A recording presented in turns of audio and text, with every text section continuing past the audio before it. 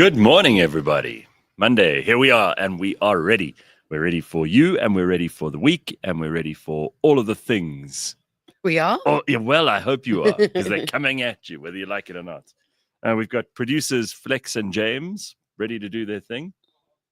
Well, James is wandering around, milling about with his arms sort of around tit height. T-Rex height. Oh, don't know what he's doing there. He always looks busier than he actually is. Of course. You know? But that's, that's what you've got to do. Anyway, how are you? All good. Everybody, you remember Princess Leigh-Ann from Belgium? How are things? So, speaking of Belgium, I'm reading Joseph Bill Conrad's Heart of Bryson. Darkness? No. That one we did in varsity. Depressing. But depressing. No, but I'm getting into all of Bill Bryson's novels again. Doesn't matter how old they are. He's good, they're huh? really good. Yeah. And listen, the best thing, it's almost like an undiscovered secret these days because people don't know books anymore, right? They're so busy scrolling on the internet that they've forgotten that these amazing things called books. Like, I know, okay, this is quite revolutionary.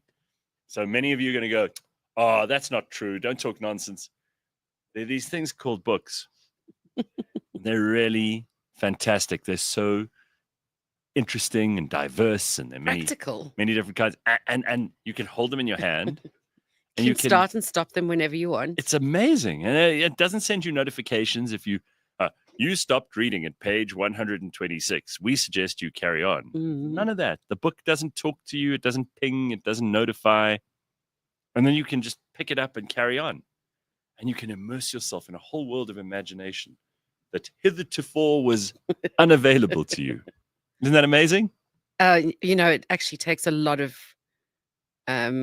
willpower to put down your phone and pick up a book. Wow. And what got me started yesterday was my phone battery died unexpectedly. Oh. It didn't warn me. Ah. And so while it was charging, I picked up the book that I'd already started. Uh-huh. It was just so nice. I've got about 4 on my bedside table that I haven't even started yet. Anyway, it is a nice thing to do. So you had a more or less relaxing weekend? Yes, more or less. Family birthdays. Oh, nice. That sort of thing. But no, very good. Pretty relaxed. Well, we're here this morning because we have news. We have things to talk about. There's stuff going on in the world. Where do we begin? Sure. Well, I could suggest 1 or 2 things. We could start off with the AKA murder case, which is trending in the Durban High Court. That's advancing. So here's what we can get from that. I'm just going to go to the latest stuff that they've got there. Because, I mean, I kind of, to be honest, I thought that was already all done and gone away. But then I suddenly thought, oh, please, don't be stupid. The Senzo case is still going, you know? Exactly. So 5 guys are accused of the murder of South African rapper, a.k.a. Forbes, his friend Tebelo Tibbs Mutswane, and they've been officially indicted by the state. The case is now moved from the Durban Magistrates Court to the Durban High Court, where the trials are set to begin on May the 8th of this year. Sure, so still a way to go. Oh, but that's in court time, that's like nothing. Usually you need months and months. The accused are currently in custody with their formal legal proceedings advancing as the prosecution prepares its case. So that's what people are talking about at the moment. What else are they talking about? Well, there's a monkey-induced blackout in Sri Lanka. So we often wonder how do other countries fare compared to us when it comes to power? Well, now you got to be super careful with this story, right? But on the 9th of February, which is just yesterday, Sri Lanka faced a significant power outage when a monkey at the Panadura substation came into contact with a grid transformer. You can imagine how that ended for the monkey. Oh, goodness me. That was a bit of a zap, yeah. So anyway, led to widespread blackouts across the island, with some areas experiencing 5 or more hours without electricity. What shame. Poor them. That must be terrible. I mean, I can't imagine how bad that must be. Ooh. Anyway, the incident, which was eventually resolved with power being restored nationwide, sparked discussions on the vulnerability of the country's electrical infrastructure to unexpected disruptions and interruptions. The event gained international attention, highlighting both the humorous and serious aspects of wildlife interaction with, well, I don't know how anyone could get super serious about this. I mean, okay, so sure, you 5 whole hours without electricity. mean, most South Africans are sitting there going, please, bitch. Like, this is so simple. We could handle this with our eyes closed. Yeah. Anyway, I mean, it's one monkey. So you could be the world's biggest conservationist. And he was probably, he was looking for cuck. It was one of those days. One of those days, one of those monkeys, and he got what was coming to him. They actually have a picture of it, and it's very frazzled and fried. No, I don't want to see that. Crispy at the edges. Crispy monkey. No. Well, I mean, what do you want to do? So apparently that's the worst story out of Sri Lanka. Sure. To have their problems. Wow. Yeah. So whatever you happen to do or not do this weekend, not nearly as bad as that for poor old Sri Lanka. Spare a thought for Sri Lanka. Yeah, those are the only stories that I can think of because nothing else happened. I mean, nothing happened like where, for example, Donald Trump said that white people are allowed to go and settle in America as refugees because they are the victims of persecution in South Africa. And what's amazing about this is that, you know, normally when someone says refugees welcome, everybody in the world goes, oh, well, it must be really shit for those refugees. Not here. Like, everyone climbs on the bandwagon with opinions of every kind, all of them backed by massive hostility. It only takes like a little bit of noise online for people to just go completely gaga. And I noticed that Julius Malema decided it was time for him to like do and say something, because God knows he's had a couple of months. I mean, since the election, really. They hit the skids in the election. Then all of his mates just like started dropping like flies and joining MK. So the Oak's got nothing going for him. Yeah. It's really quite shit for him. Yeah, he's been quiet. But thank God there's always the opportunity to turn everything into a race war. And Julius knows an opportunity like that when he sees one. Is that what he's hopped onto this weekend? Well, yeah, and a bunch of things have been resurfacing of things that he said about like killing white people and all the rest. Of course, yeah. So Elon said he should be put on a terror watch list and should be sanctioned. Well, we know if Elon says that, then it should go, right? Well, Elon's not that many steps away from the Oval Office, where there is a guy who, with one stroke of the pen, can shut down the SWIFT systems, which move international money around. As in Taylor Swift. Yes, that one, who also we'll get to in a minute. But yeah, you can make things very uncomfortable. I don't know if Julius will ever be able to buy a Breitling again. I mean, it's going to be hard for him. It's going to be so hard. Goodness me. So that's going on. And then everybody got hugely like hit up by this. So if a foreign government decides that people in your country, a certain group of people in your country are refugees and that they're welcome there, what's it to you? You know, if Zimbabwe decided tomorrow that Malawians were allowed to come south through Zambia or whatever and come and settle in Zim because they decided they wanted to help the people of Malawi for whatever reason, why would you care? Is there not a fear of losing experienced farmers? No, because a lot of no. Promote food security. No, it's amazing to me. Like, you know, the people who talk the most about how bad racism is. They're like, oh, racism is a terrible thing. It's awful. Racism is the biggest problem we have in South Africa. You know those people? They're the same ones who like could not wait to say, "Get out, you filthy, dirty whites." Yeah. So I'm like, oh, that's interesting. Yeah. So it really just. You just have to prod it with a stick, and then suddenly people's true nature shows. And you're like, oh, okay, so you really do. You're like filled with seething and loathing and hatred. I see that now. Okay. And I wonder why. Because it's not, you know, if you hate people and someone offers them a place to stay, then they'll go. You should be thrilled about that. And certainly some people were. I don't know. There were also lots and lots of white people who thought this was ridiculous and said, yeah, I don't want to go anywhere. I like it here. Thank you very much. And well, I mean, there were official responses from big groups. But then also this morning, reading a letter from a farmer in Limpopo, I think it's Theo de Jager, who said very, very kindly explained a little bit more about the situation. Yeah. But then also said, we actually need help in training the next generation of farmers. That's what we need. Well, People who've been given land by the government and then just left to fend for themselves without, any sort of training or education. we will see what happens. But, Mm. the US can make things very, very uncomfortable. I do believe that they have decided to end all foreign aid. So someone I know actually has a very close friend who worked for USAID. They got a letter or an email last week saying, pack up your shit and go, basically. Okay. Get back to America because you don't have a job anymore. Us. Mm. That's what they said. So in America, they still go, you're fired. And those are Americans, right? Wow. So I think there's a lot going on. And you certainly can't say that the first 3 weeks, because that's all it's been, of the Trump presidency has been like slow. It's a bit of a slow start, It's been a very slow start. I don't know that many people are doing things at this stage. It's not a lot happening. My word, it's been Half busy. asleep like Biden was for 4 years. I don't think Biden did in 4 years, or he Trump did in didn't. like a day. You've got to ask yourself this, like, how cuck was that guy? How out of touch? Oh, ooh. Uh-oh. I got to talk to you about a new show I started watching. Janine, who works here, Yeah. said to me, you have to watch this show. It's called Paradise.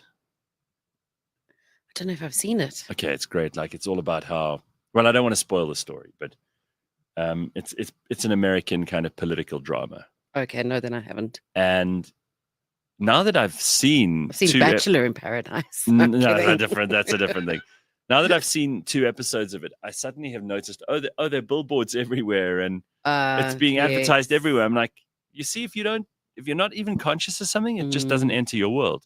Like, I've been driving past a billboard every single day with this show being advertised on it. I never saw the billboard. It might as well have not been there. Poof, like a genie. Yeah. It just disappeared. Anyway, great show. I'm only 2 episodes in, but it's very good. So there's something for me to do while you're reading your book. What platform is it on? I don't know. One of them. I honestly don't know because I just watch things. Yeah.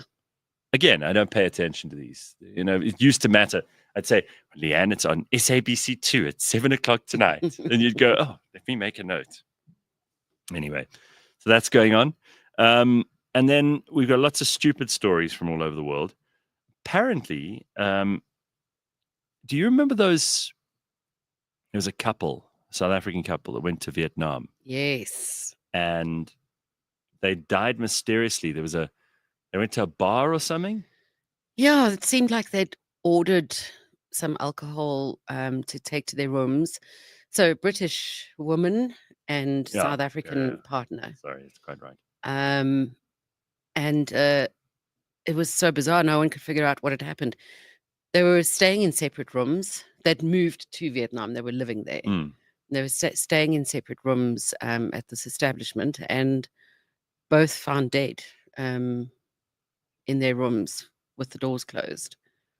And they've finally figured out what happened. Yeah.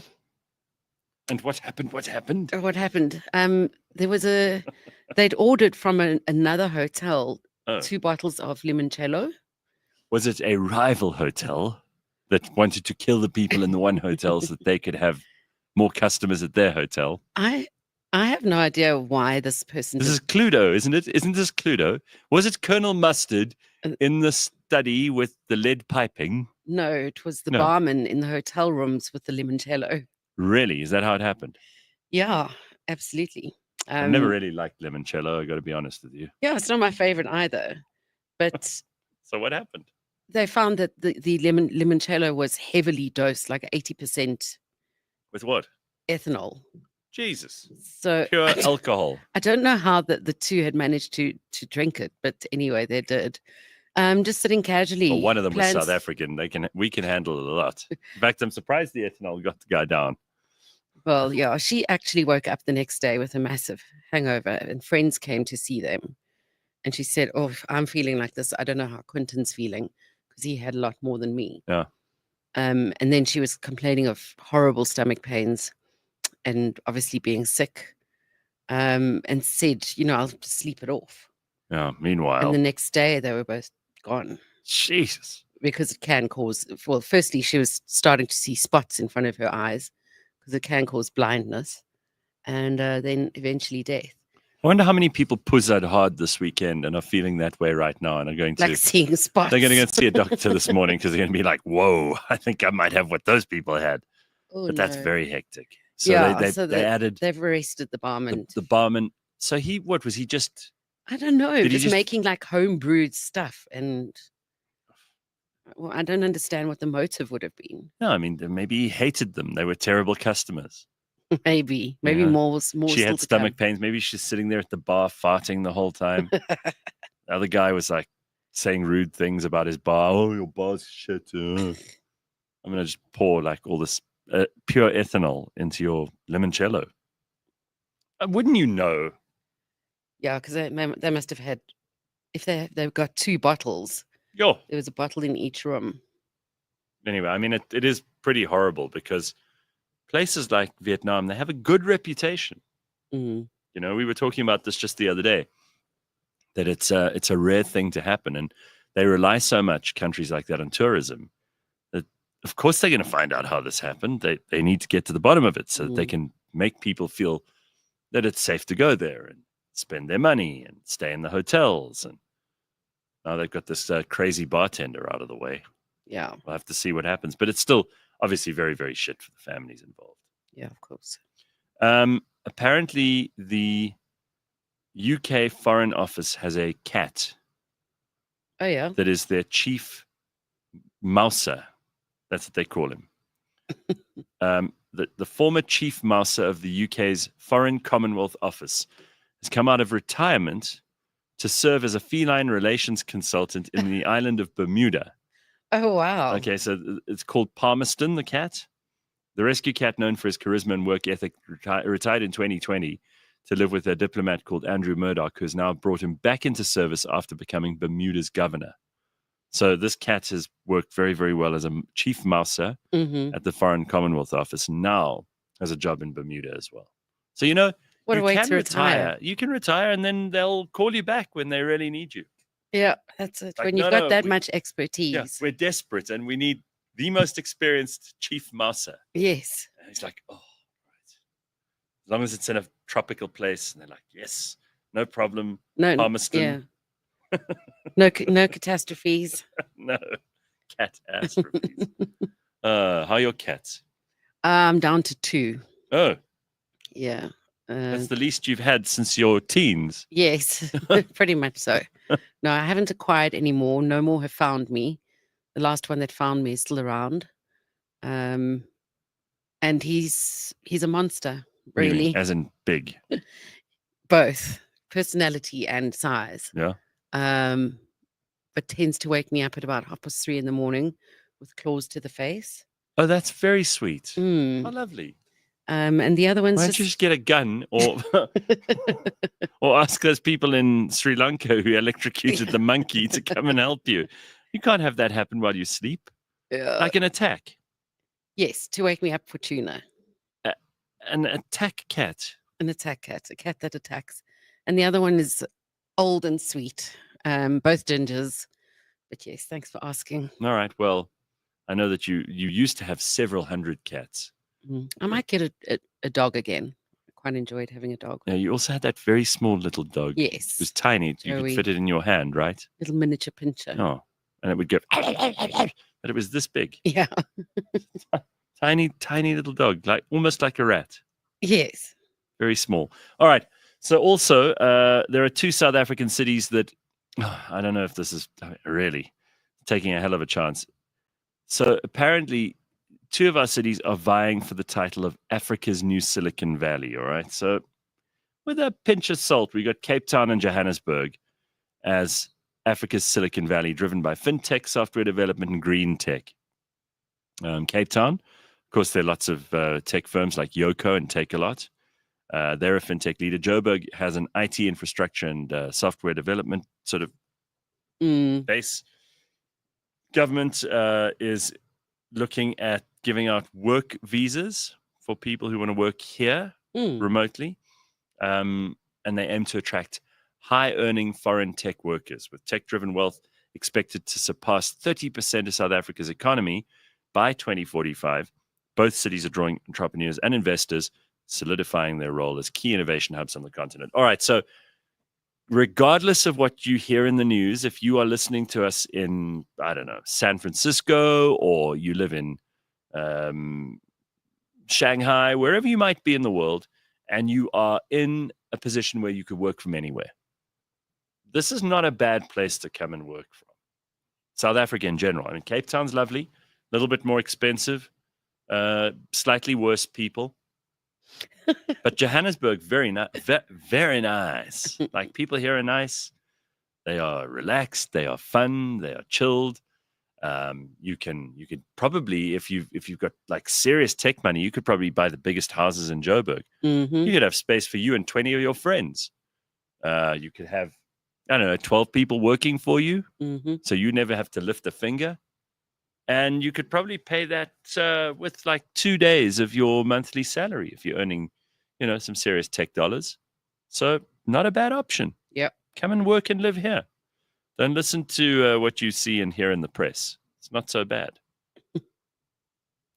We got to get to some sport. Where's James? Is he? Oh, is he taking a shit? He's having a nervous poo before the sport. I don't understand why people, while they're in the middle of important things that is their job, that's the time they decide to go for poo. Some people are cursed that way, Gareth. What, just their bowels are in control? No, that it's as soon as anything remotely exciting is happening. Here we go. James, you take a shit. Oh, the opposite. So you had a shit put into you. What does that mean? Come and do the sport. What were you doing? You're below the weather. You use the term under. I don't know why I worded it. It's all right. Shame. No speak English, huh? Hi. Hello, James. How's it? All right. So first of all, everyone wants to know, the only thing people care about is not how many times they showed Taylor Swift at the Super Bowl. It is, how did Accrington Stanley do over the weekend? They didn't play this weekend. Ah, shit. I know. On to the Super Bowl. On to the Super Bowl. And it was all about Taylor Swift. It always is. Right? Well, it was even more about Taylor Swift when Patrick Mahomes, the Chiefs quarterback, it was announced that he was injured before the game. So now they asked her to play. Well, because he's like the star it was like guy, right? Taylor must be our saving grace now as a singer in the stands. So I don't know how well. But she was offered, I didn't know this, she was offered the halftime show and she just declined. Oh, really? Yeah. I know Kendrick Lamar did it. I didn't watch it. Kendrick did it, but they said to her, "Hey, Taylor, do you want to do the halftime show?" And she's like, "No." Halftime, guys. No, and who was she there with? I heard two friends, and I can't figure out it's Ice Spice and like Merle Marlington or something. I don't know. Merle Marlington. Alison Arlington or something. Okay, Ice Spice, huh? All Ice Spice with my little eyes. It doesn't sound to me like she has real friends because she's always got different people there with her. And she always travels in like groups, eh? Yeah, she's one of those. She's one of those girly girls who likes to have her girls around. But how many of them do you need? Do you know what I mean? Oh, she needs a lot to carry her bags of money out of there. All right. That's my goal, to have all my friends carry my bags. They were apparently taking bets on how many times the camera would show Taylor Swift. Okay, and? People were going for like 5 or 6 times. I'm not sure how many eventually it was. I don't watch the Super Bowl. I don't know anything about American football. As far as I can tell, they stop and start every 2 minutes. And most of them go to ad breaks. Do you know how many like little ad segments So it's a sport that was developed around commercial breaks. Well, it's American. That's all they're about. That's what they're doing, right? Adverts. Yeah. Okay. So who played? The Philadelphia Eagles Kansas City Chiefs. Okay. Right. And who do we like here, James? No one, because I'm not super into American sports. Okay. But based on colors. By the way, if anybody came to this show this morning hoping to, I don't know, learn everything that you needed to know about American football, what are you, a fucking idiot? Well, you're not going to learn that here, not from us three. But all right, what do we have at the end? What's the score? Hang on. Oh It's my now God. just not loaded anything. All right. So while James's computer works like his actual This is brain. the second time this has happened, by the way. So the interesting thing about the Super Bowl, in case you don't know this, is that it is during the Super Bowl halftime show that the most expensive advertising in the world is bought and sold and played. So you will see some of the very best ads that anyone has ever made, because if you make a terrific ad and you put it on during the Super Bowl halftime show, you will get the most people in America seeing it.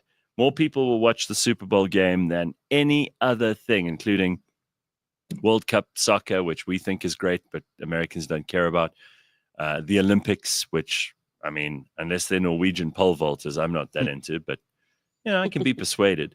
And then all the other stuff that you think, wow, there'll be a lot of people watching this, like presidential inaugurations and nothing. The Super Bowl wins hands down. It's the most important, whatever it is, 5 or 6 minutes in advertising anywhere in the world. And it's never gone down. It just keeps getting bigger. And companies just like, they hire the biggest sports legends or TV stars or whatever from the last 30 years to just star in their adverts. And it's the weirdest like crossover ads you'll see, like Tom Brady. And now that Joe Biden has got an agent in Hollywood, I mean, maybe they can get him to be in. I mean, who would want Joe Biden, and who wouldn't? He's What so would he great. sell? He's so charismatic. He's so awake. do an ad for a jam company or something. No, I think the best he could do is probably a mattress business. You know, those ones where, hi, I'm Joe Biden. I've spent most of my presidency sleeping, and I endorse this mattress. Adult diapers. I had the same thought, actually. All right, what do we got, James? Go on.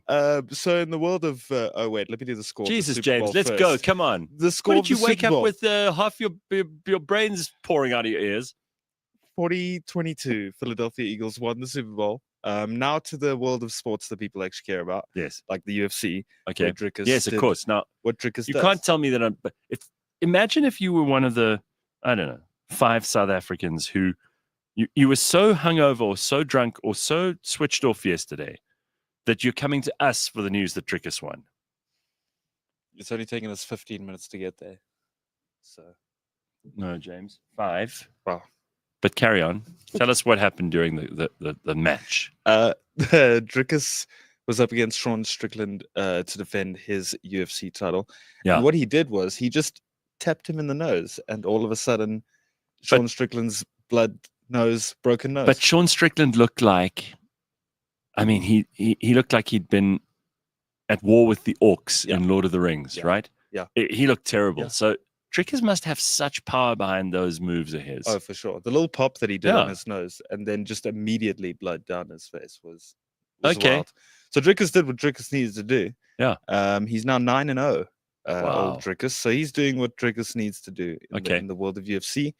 There was also rugby this weekend, 6 Nations. Italy beat Wales to eventually avoid the wooden spoon in the tournament this year. England were destined to upset one team, and France were the unlucky ones, winning 26-25 at home against Le Bleu. The URC, there was also URC this weekend, as well as cricket. The SA20 came to an end this past weekend. MI Cape Town beat Sunrisers Eastern Cape in the final to win their first trophy. PSL Sundowns, they played Pirates. Huge game this weekend. Sundowns winning that one 4-1. I asked producer Flex how the game was this weekend, because he's a Sundowns fan, and he said, no, we just had to humble some people a little bit. So that's the feedback on that era. Sundowns beating Pirates 4-1 and going 9 points clear on the top of the log. They're kind of like the Liverpool of the PSL, even if I do say so myself. Oh, okay. Everybody knows that you're a big Liverpool fan, right? That being said, Liverpool lost this weekend. Oh, yeah. To who? To a team called Plymouth Argyle. Oh, wow, that's embarrassing. Yeah. What, did they use their second string side? Probably third. Oh, okay. So they have such a depth of field there that they can actually bring out, like, basically, you know, the children of Premier League players, exactly, and they make them. They said, guys, vibes. Go get experience. Okay. So they don't care about this. Why? There are no points in it for them. Well, this one was a bit different. If you lose a game in the FA Cup, you immediately get knocked out. So Liverpool have been knocked out of the FA Cup.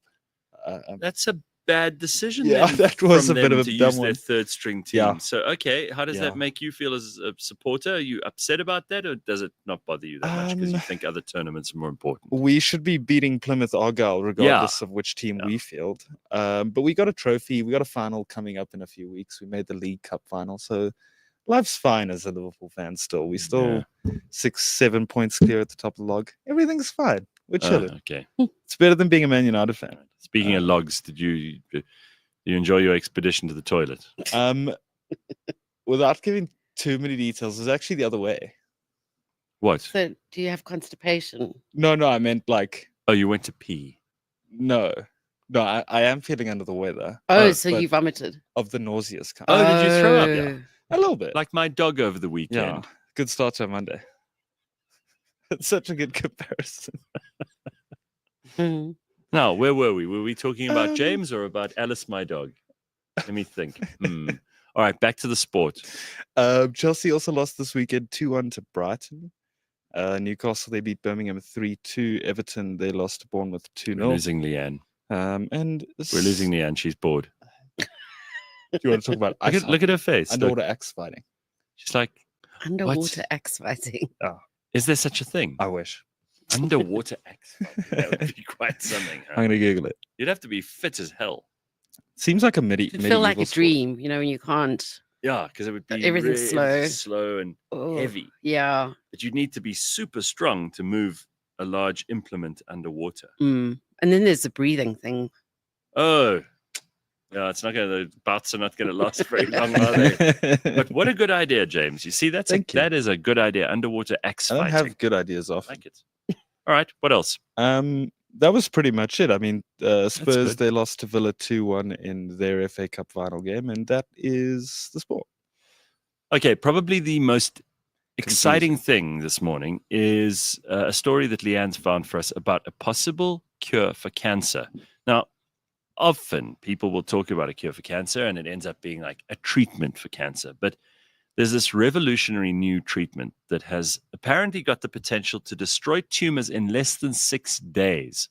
Now, anybody, anywhere, who's ever had a relative, friend, partner, whatever it is, be diagnosed with cancer knows that this is horrible, right? You just, the breath leaves your body. You're like, what the hell? You get into the state where you're like, okay, well, it's tickets, or you think I've got to start treatment straight away. And, you know, there are lots of people now who last a lot longer with cancer than at any other stage in human history, but haven't really got a cure for it yet because it's your own cells turning against you.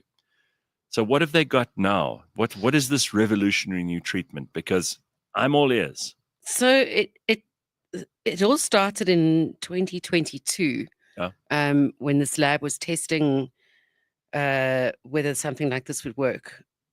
Rice University in Houston. Mm-hmm.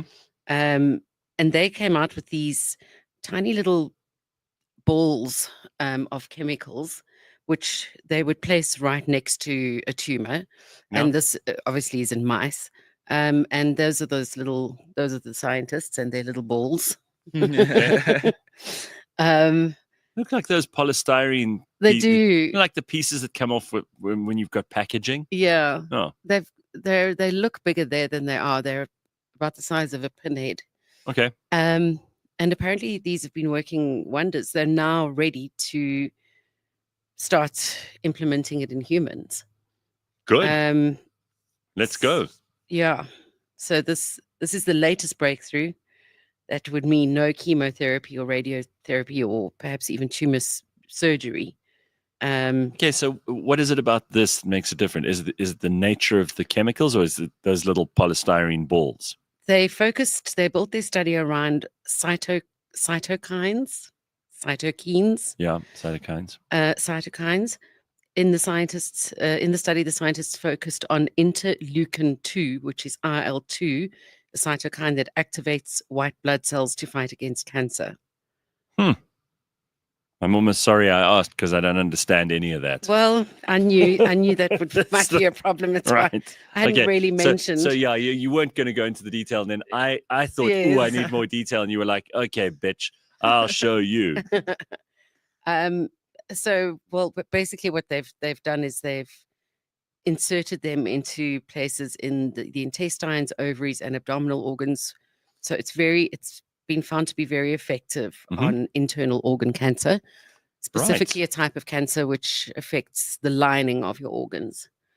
So that's great news. I mean, we hear about this all the time.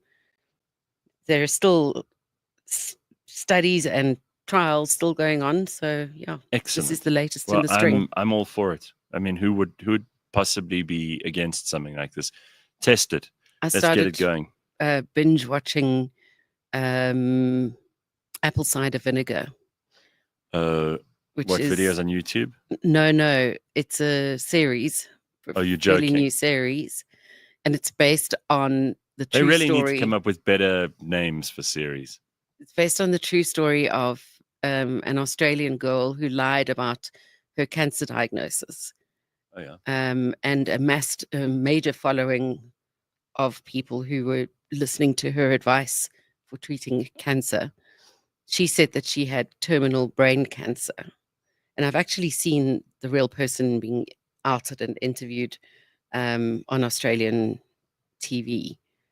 But this is kind of her story, so it's pretty fascinating. So you're telling me that this woman wasn't lying about having cancer. So she wasn't telling people, I don't have cancer when she did. You're saying she was telling people she had cancer when she didn't. Right. What a terrible person. And it all stems from a mental disorder that she had developed from her childhood and the way her mother had brought her up or not brought her up.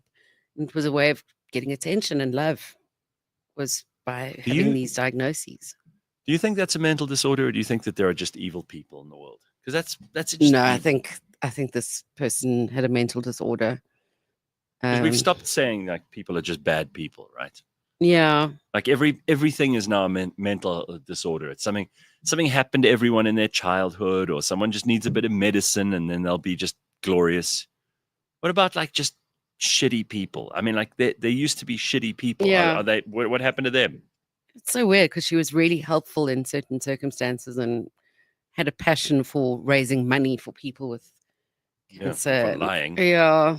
So yeah, watching that and just how some people are so desperate. I don't want to. I'm sure that everyone's lining up around the block to watch apple cider vinegar, but how does she go about this? Does she tell everybody? Does she go online and tell everybody she's got brain cancer and like ask for money? Is this how it goes? Not necessarily asking for money, but she develops an app which is all about healthy eating, because she says that she believes that she can fight cancer through healthy eating. Mm-hmm. And she learned that from another, it's called her influencer, who really did have cancer and went to this retreat where it's run by a German Jewish woman whose father came back from the war starving, but yet the starvation had cured his tumors. So you go to this, I think it's called Hirsch's, whatever it is, Hirsch something, institution, and you undergo this starvation or eating of certain fruits and vegetables only, and juicing and coffee enemas. Oh, that's always nice. In order to get rid of your cancer. Does it have to explicitly be a coffee enema? Yes, it does. That's what James went to the bathroom for just now. It's not how I like my coffee at all. All right. Why are you still here, by the way? I was intrigued by the cancer thing. Well, you can go and be intrigued in your little producer's booth. Go get Hanan on, right? Yes, good. Go and get Dr. Hanan. Go do my job for once. He isn't vomiting and taking toilet breaks. He's not even calling our guests. Thank you, James. Unbelievable. Really. Can't get good staff these days, Leigh-Ann. At least we got Flex managing things in there while James is sitting here fucking around. I'm going to find a song for you. I'll bring it in on Wednesday. All right. Last thing before we go to Dr. Hanan. And then, by the way, I'm very excited. We're going to be joined by Dave Levinsohn, who I haven't had on the show for a while. Well, we had him on. He was here one morning when I overslept and I was at home, and it was such a technical disaster. Do you remember? Oh, my God, Dave. I still feel bad about that. In fact, I owe you a breakfast or something. Maybe we'll have to go and do that this morning. Here's a story of an Australian politician called Ben Dawkins. Ben Dawkins? Yeah. He's legally changed his name to Austin Trump as a protest No. against the ruling Labour Party in Western Australia. Now he's listed as Aussie Trump in Parliament and on social media. He claims to be fighting woke leftist nonsense and has called for Donald Trump to contact him. His move, which includes promoting pro-oil drilling, has been dismissed as attention-seeking by the Premier of Western Australia. The name change comes ahead of the state's elections in March and Australia's federal elections in May. Watch him do well. Well, watch him garner Trump's attention. Oh, that's not hard. Turns out it's not that difficult after all. Oh, so you named yourself Trump? Aussie Trump. What a great name. Yeah. The greatest name. I think you've responded very strongly to all of the pressures in Western Australia. I agree. They're very woke and leftist. Funny thing is that Dana White from Dricus's match, he basically said in a press conference after the whole fight, he's like, Australia is this amazing country where you've got all these animals that like want to kill you in the sea and on the land. But he said, but your media people are the biggest pussies in the world. That's what he said. And you know, like some of the people just started laughing because it's true. Yeah. It's clearly true. Yeah. Yeah, it's interesting. I needed to do sentiment analysis around Dricus after his pre-fight appearance. Yes, tell us about that. And it was negative and positive, but it's amazing how the negative was being driven by media platforms. Yeah. It was the media who were making the negative as negative as it was. Because they're sacks of human feces. They are the media in this country have got to be some of the worst people. And now, by the way, you've seen that it turns out that so many of these people in the media have been funded by NGOs that are run on US taxpayer money. Right? So all of the things that people have been saying about, but USAID, they do so much good stuff. They provide antiretrovirals to South Africans who have HIV, and they do all these things. Yes, they did all of that too. But they were getting into nefarious places, sponsoring and making sure that bad people with bad intentions were in the media and had access to platforms that would spread news, misinformation, disinformation, bullshit far and wide. It's like these are the worst people. You want to know who the bad people are? You don't hate the media enough. You need to hate them more. These are the people who stoke all of the division in this country. I mean, people are now worried about, like, you hear people saying, we got to go after AfriForum. AfriForum are busy doing all kinds of stuff. They get members to pay for them. Those members are giving them the money that they've used to build all kinds of, private universities and little businesses here, there, and everywhere. And they're supporting each other. You can't stop that. It's none of your business. You don't have anything to do with them.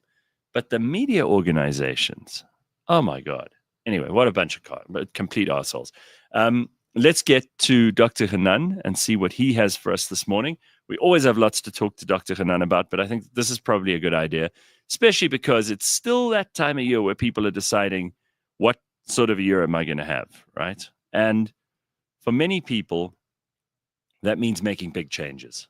So it could mean moving to another province. It could mean starting another job. It could mean starting a new relationship. And I thought it would probably be a good idea to get Dr. Hanan on. Is he there? All right. Hello, Doc. Hey, guys. How you doing? Excellent. How are you? Yeah, I'm doing well. How's your weekend? Excellent. So far, Leigh-Ann has had a very, very good start to her day. She pranced in here even before me. She was very, very eager. So obviously, a very good start to the week if Leigh-Ann is here before me and she's raring to go. Good signs. So, all right, let's just talk about this, Doc. this time of year, well, pretty much any time of year, there are lots of people who decide, okay, time for some change. I'm moving house. I'm breaking up with some toxic girlfriend or boyfriend. I'm starting a new job. I'm going to give it a new go. Starting over. Starting over is a big, big deal, and it takes an enormous amount of mental strength to do that. Sometimes people are just forced through circumstances to have to make changes and start again.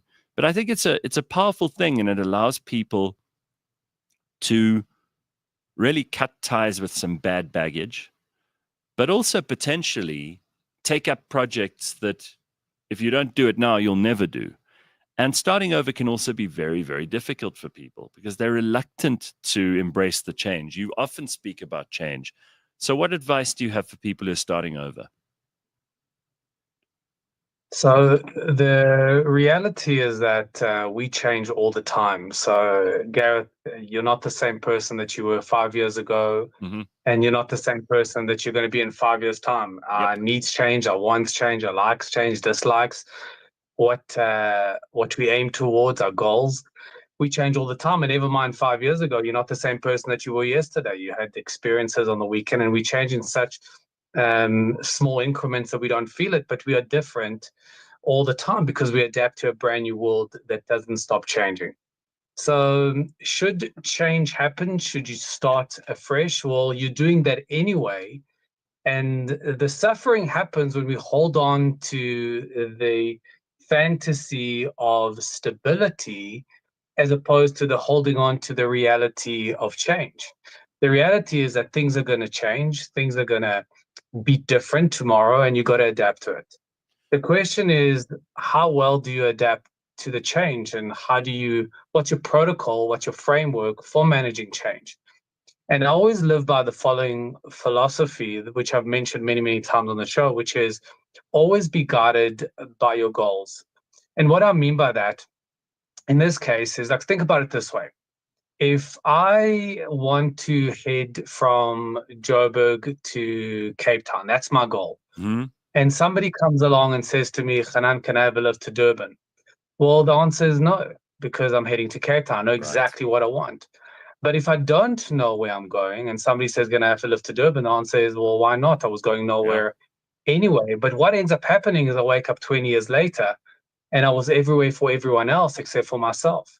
The subtle art of actually setting boundaries is knowing exactly what you want. Because when I know what I want, then I can actually tell people this is where I want to go and this is where I don't want to go. Now, the number one mistake that people make when managing people is that they hold on to history. And I always tell people history does not mean value. Just because somebody could service a particular goal 20 years ago, it doesn't mean that they could serve a particular goal now. So 20 years ago, yes, I needed to get to Durban, in inverted commas, but now I need to get to Cape Town. The person that could take me to Durban can no longer serve the needs that I have now. So start always by asking yourself, what do I want? And am I getting what I want? And if the answer is yes, I know what I want, I'm getting what I want, well, obviously you have the people around you and the resources to get you there. But if you don't know what you want, or you're not getting your desired results, then obviously you got to re-question the people and the resources that are around you. I thought it was very interesting the way that you explained how we're different people now than we were yesterday. And most people don't take note of that. They think somehow that they're exactly the same as they were when they were 15 and that they've been consistent their whole life. They've never changed. It's only everyone around them that changes. And how dare they? You know, like, I want things to stay the same forever. There are those people in the world. There are other people who just, as things change, they seem to almost effortlessly just go with the flow, and they seem adaptable in those situations. Obviously, these are extremes, right? You get the people who are like embracing and adaptable, and they get into change situations and they just move through it. And then there are those people who just hold on, come thick or thin, all the positives and negatives, they hang on to something which has not, it's not stayed the same, but they think it has. Now, is there a happy medium? Is there like a Goldilocks zone between those two? Yeah, well, I mean, the change is going to happen whether you like it or not. It's not actually up to you. And how many times have I said on the show, my favorite quote of all time is, if you're not the chess player of your life, you're a pawn in someone else's. Mm-hmm. You have to adapt to the change. Otherwise, the change will just kind of, move you around, shake you up according to its will. The universe doesn't actually care about you. The universe is just going to do its thing. You either adapt to it and you work with it, or you don't adapt to it and you succumb to it. So the reality is that we change all the time, and we have this illusion because we like stability. We actually create this illusion. We look for patterns in our lives. We think we are the same as we've always been. I never change. I'm always the same. Never mind, that's not accurate. That's not actually healthy, because you need to change as the world changes around you. When people that are dating, you need to change your approach before you started dating to dating. When you become maybe a parent, you need to change your approach. When you're working for a different company, when you are changing your career path, when you make new friends, when you pick up new hobbies, when you learn something new, you have to adapt. So the happy medium, so to speak, is adapt to the change, as opposed to stay within the illusion that you're the same. You're not the same. And don't hold on to your ideals, or don't hold on to your ideas, and don't hold on to your whatever standard ethical background that you think you're holding on to. Change with the times, because the world is going to do that anyway, whether you like it or not. Right. So is this the fuck around and find out, or fit in and fuck off principle? Exactly that. Exactly. I mean, is there a difference between men and women in terms of how much they like or dislike change? Is there any measurable, is there any research that shows that, maybe men are more resistant to change, or women are more adaptable, or is that just nonsense and made up? And is it more of an effect of your attitude to life than anything else? Yeah, so I haven't come across any research that differentiates men's ability or women's ability to affect change or to work through change. But again, you got to just understand that the world is going to move around with you. And unless you almost think about riding a wave, if you don't adapt to it, it will actually just hurt you. So you got to be aware that the world is changing all the time. And it's very scary for people to know that the world is changing all the time, because you can't predict what's coming up next. But I always maintain that the people that have the right attitude, and I define attitude as a commitment to how this story ends, and people that have the right attitude are the ones that are able to adapt to change the best. And the moment you adapt to change, again, you're able to get to your goal. But I always go back to this moral code, which is know what you want.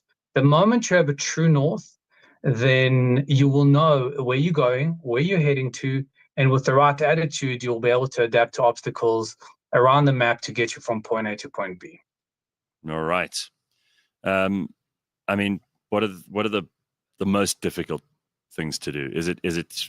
I remember somebody said to me once, the most stressful things are death, obviously, of somebody in your life, divorce, and moving house. Those are the three biggies.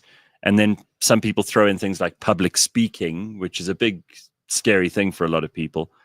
And I suppose that's pretty much it, right? Those are the big ticket items when it comes to change. Yeah, so if you think about it, the biggest change are the ones where you've held on to a particular reality for so long, and in a split second that disappears. So think about your home. Most people live in a home maybe for decades. So that's a stable, so-called stable environment. The moment that's gone, your brain goes, what the hell? I don't accept a new reality. Think about relationship. If you lose a loved one that you've known for decades, that's a stable reality. And within a split second, all that disappears. And your brain goes, what the hell? I want to hold on to what it was, as opposed to the reality of what it is. Think about a job. Maybe you had a certain career path you've held on for decades, and that disappears due to COVID. I don't know, maybe a breakup in partnership, or maybe some economy thing. Something breaks up, and suddenly you cannot do what you've done for so long. And the brain goes, what the hell? That's all I've known for X amount of years. Now suddenly that's disappeared, and I don't want to let go of what it was, because that has been my familiar. I always give the analogy, how difficult change is. The way they used to train circus elephants, they used to tie a baby elephant to a tree, foot to the tree, and the elephant tried to move, it couldn't, tried to move, it couldn't. And the elephant eventually developed the ideal, or the belief, we call it the core belief, that it can't pull away from the tree once it's tied. But 30 years later, when the elephant is big and strong enough to do so, it still stays stuck. It doesn't want to move. And even if you pull the elephant and show the elephant that it can, the elephant doesn't want to, because it's created its life around this tree. And the brain doesn't like change. As a matter of fact, the brain would rather hold on to what it was, even though it might be unhealthy, then let go and hold on to what it should be that could be better.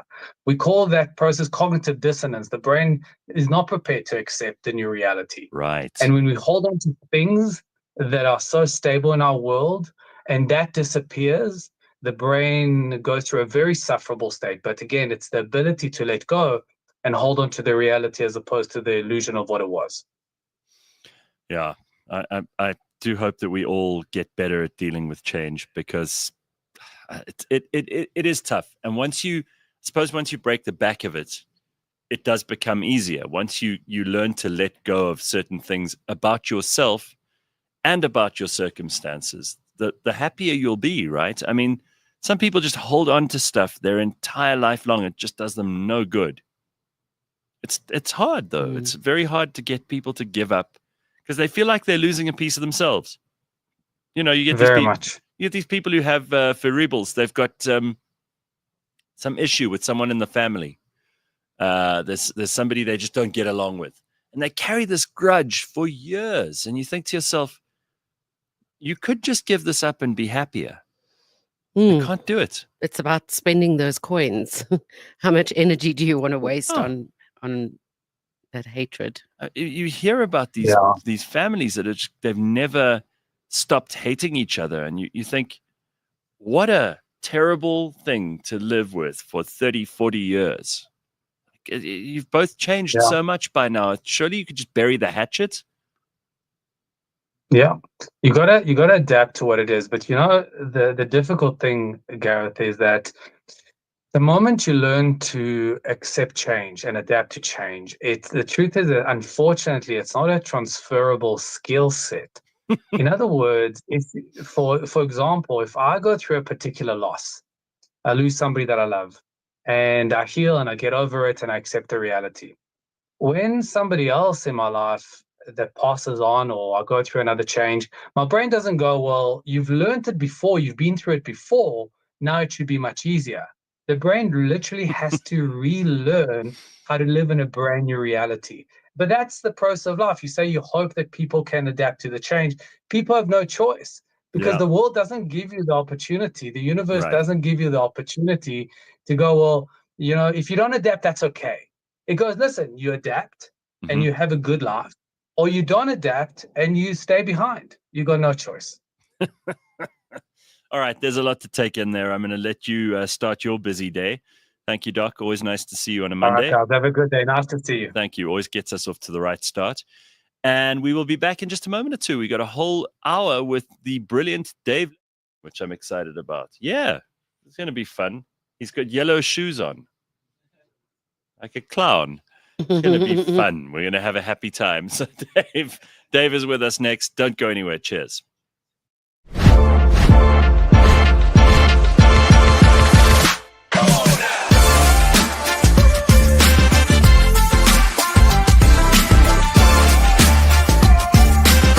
The answer to masculinity is not making it more feminine. Like, if I'm in a room with 5 women, I don't give a how independent those 5 women are. But if a man walks into that room with a knife, those 5 women will look at me to protect them. Yep. Right? Absolutely. Now, the world cannot be selective when they need men, right? It's been very fashionable for the last 6 years to bash man and call us trash. But when we have to go to war, we're the first people they look at. When it comes to a fight or to protect you in that moment, they will look at us. So for me, masculinity is a beautiful thing. The world needs masculinity. Making us more feminine is not the answer to masculinity. Does masculinity have a problem? Yes, we do. Do we have toxicities? Yes, we do. But do not think for one moment that the world can keep on going without masculinity. Because that's funny as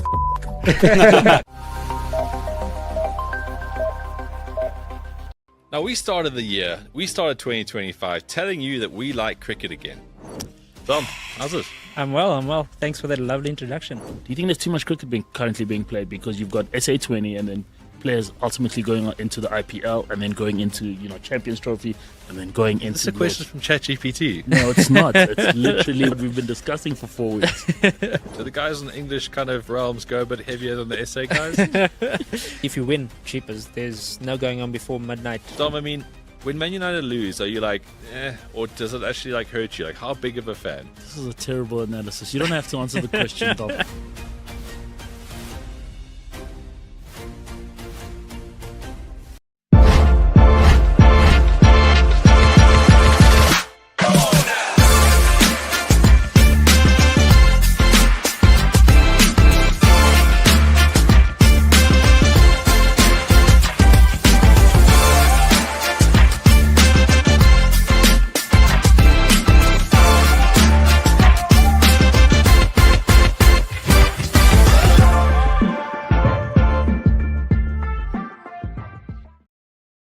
The answer reading the thing. Oh boy, there's our guy fast asleep again.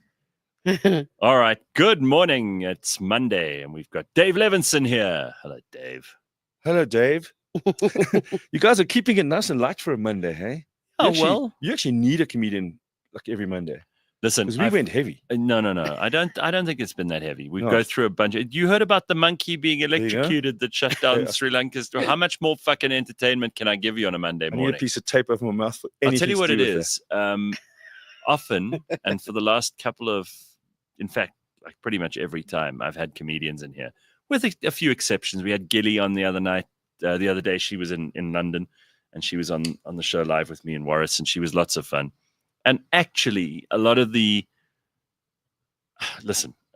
comedians are getting better at this. But my God, there was a stage where every single time we had comedians on the show, it would become like a therapy session.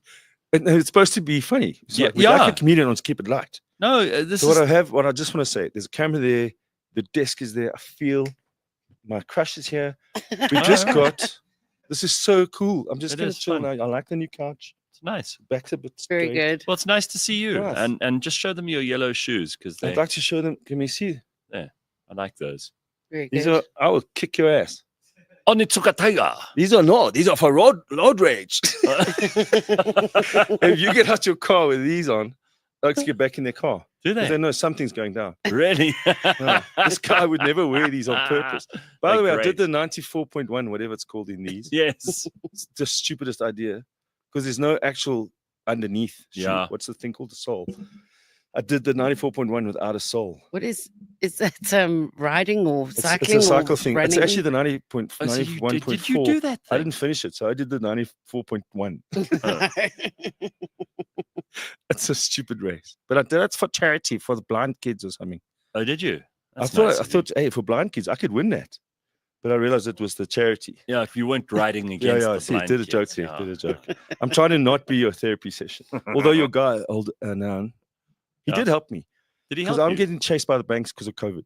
You know, they sell your account to lawyers. Yes. So every day I get a call from, hello, Mr. David, we're phoning from H&M lawyers or B&M or B. They can't give a name. It's always B&M and H&M and M and B&M. And they've sold it to them. So now they just want that money. Yeah. They didn't realize that legally speaking, they're not a bank. Yeah. They're just a debt collector. So there's no interest on it. And I owe about 500,000 Rand to different lawyers. Still horrible. So I saw a nice thing about is it Tony Robbins? Yeah, Anthony Robbins, yeah. Tony Robbins. He said, reinvent yourself. Didn't say it like that. I can't do his accent. So I'm going to reinvent myself. And I like that Aussie guy. I'm going to call myself Pete Pompey's Trump. Pete Pompey's Trump. And then get Trump's attention and he'll send you 500,000, it's $50,000. Yeah, exactly. It's nothing. No, it's $25,000. But if he just sends it to me, I'll change my name to Pete Pompey's Trump. Then they can't find me anymore because I've reinvented myself, Gareth. Okay. Are you going to try that? Have you been busy? You don't think they'll figure out that it's you? It's not going to be hard. No, look, I do answer the phone. I love it. I answer the phone, and then I've got the TV on or something. Sometimes your show. Then I put the phone on a little stand. It's my lawyer stand, and they listen to your show. Oh, while they're that's trying to speak great. to me. So they're not, you know what? And it's nice little. I'm doing something for you. I appreciate You get a that. Your call marketing, center. your You marketing get a is- call I center mean, where Jemima and that's lovely. Annabelle sit and listen to your show. That's lovely. Mr. David, are you there? And I'm Gareth Cliff talking about lawyers and monkeys and ISCOM. And then I don't know how long they stay on the line for. But I think everyone should do that. You know, we need the numbers, so that's good. We need the numbers. I'm happy to be broadcast. Does it go live down when James is on? Do you What? actually see the numbers going down when James does? Yeah, when he did sport this morning, it actually dropped. No, it's true. I mean, we know what works. You know, I've thought about this. So I did something fun on Saturday. I had some friends around, and we basically played blackjack, but not with money, just with chips. Someone at the table said that they had advice once that if you play with friends and they actually take the money, they're not your friends. Yeah. And also, Right. if you loan someone 5,000 Rand and they don't pay it back, it's actually a blessing. It is. That person's gone. You paid them to get out of your life. Yeah, and Right. weirdly enough, as a comedian, I lost everything. I didn't lose everything. I lost everything. Yeah. I've still got people phoning me and going, Dave, my mom needs to fly to Durban. Can you give me 5 grand? I'll pay you back on Friday. Phoning me. Yeah. And you're like, dude. Not friends with them. Block. And also, when you are in shit, yeah, the ones who come to I help get you. myself out of shit. Oh, no, the ones who come. No, I mean, family and that buddy that's there. Weirdly enough, it's my 3 comedian buddies that have literally phoned me say, are you okay? They know when you're not okay. Yeah. And then check the beep on your bank. There's 1,000 Rand in there for some food or whatever. Oh, wow. They don't expect it back. That's nice. Hope.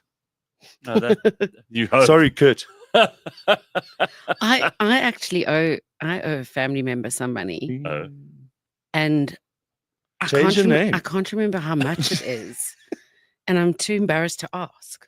Uh-oh. Do you ever phone Michael Mol and just say, give me some money, bitch? Not related to No, just because we have the same surname. But I don't phone Barry Levenson, the great director. Can you say to someone, how much do I owe you again? It Yeah. sounds so Do disrespectful. it now. Look into camera 2. But do you not even have a ballpark? No, and I'm terrible with numbers. It could be double. 5,000 Rand. It could be 100. Is it that much? It's at least 25. Wow. Okay. But it could be. How long ago did you borrow this 70? money? Also during COVID. And you just. What did you they've need probably 25 grand for? You know How what, much Leigh-Ann? is cocaine? I got to tell you, like they've probably written it off. Yeah, but I can I was never. buying milk and bread. Sure. Okay. I found out what that thing's called. What?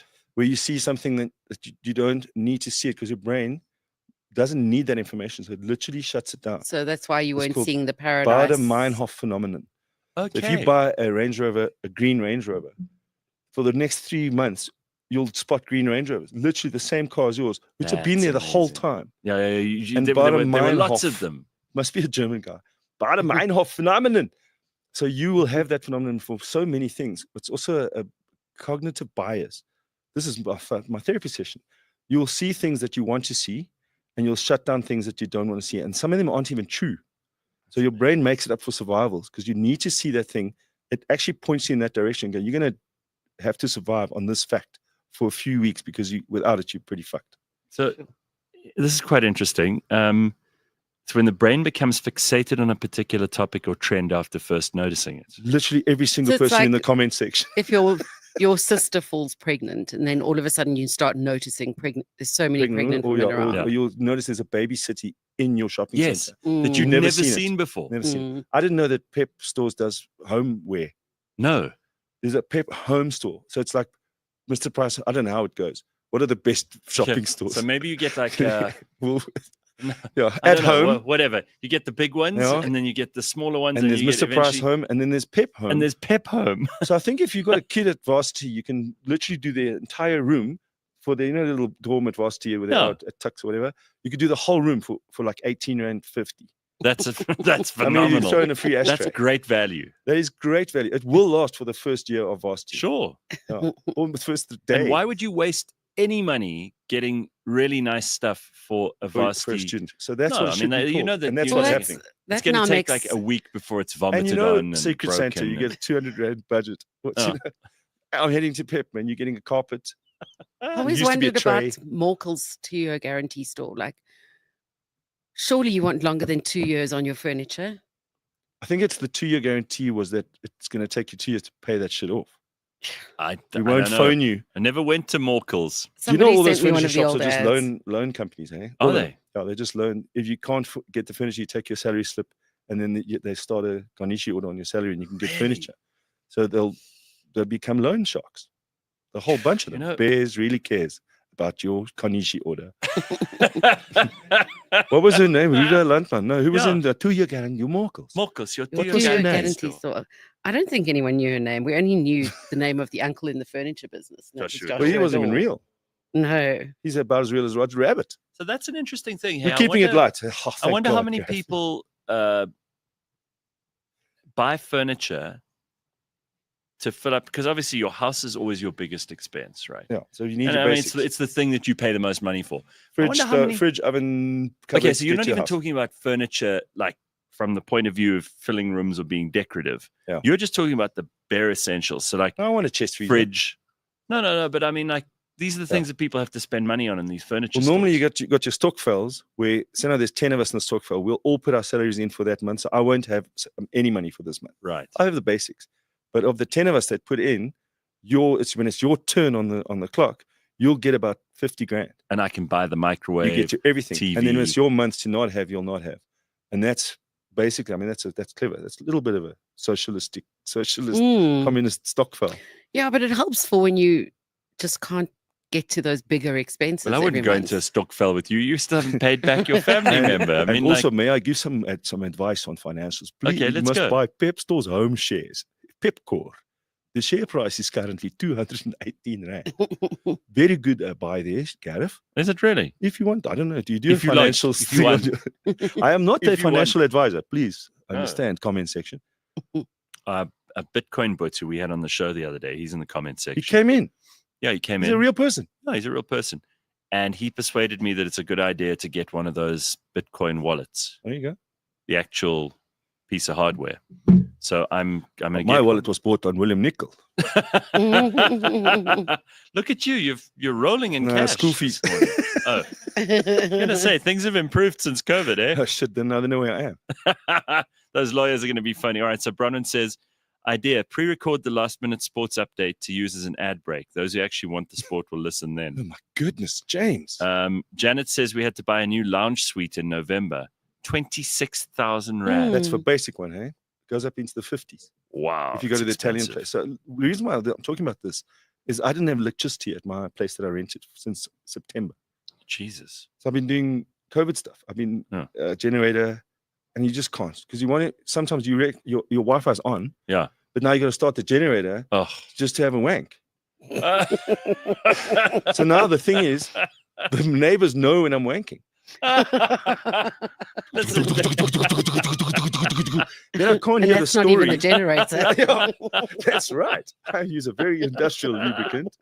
So now they can hear, and I can't hear the story on the porn because I'm into that. I want to know. you want to know the If story? the pizza guy, and does he get it? And is the mom stuck in the washing machine? That can be the washing machine. That's good. That's what I'm And the seeing in mom's stuck on September. top of the September, washing October, machine. November, December, I went to Cape Town, January. So I finally moved. You're quite a traditionalist though, that you like the story. I like the story. It's important to you that there's a plot. Do you know that I was the Penthouse magazine art director? Were I you? I laid it out. No, come on, really? Tell Yeah, us. I used to work for Ralph Boffard. I'm sure you Yeah. must have met him back in the day. And I was the layout artist. And we had a guy from the government who would come and see what we've got in the magazine. So there was rules about back then. Now Okay. not anymore, 'cause So Law how Slate long was ago are out we talking about? 97, 96, 95. And so porn wasn't legal. no, so that So the magazine magazines- came in. Okay, so for those of you Law who are Slate, too young to know about this, Hustler. they used to, if Penthouse you Playboy. wanted to see naked women, you actually had, you used to have to buy a magazine, a paper magazine, How old are we? and then you'd turn to the centerfold, and there'd be a chick lying there. So now I read the articles. That's what's wrong with me. Maybe that's No, Get but hang Dr. on. Hanan on the phone. So when you talk about the layout, you were I was the graphic designer. okay, but you weren't DTP. responsible for the layout, the way the chicks. No, we'd get the. It was called, weirdly enough, it was called a tranny, which isn't what it is now. No. It's literally a photograph, which Yeah. was see through.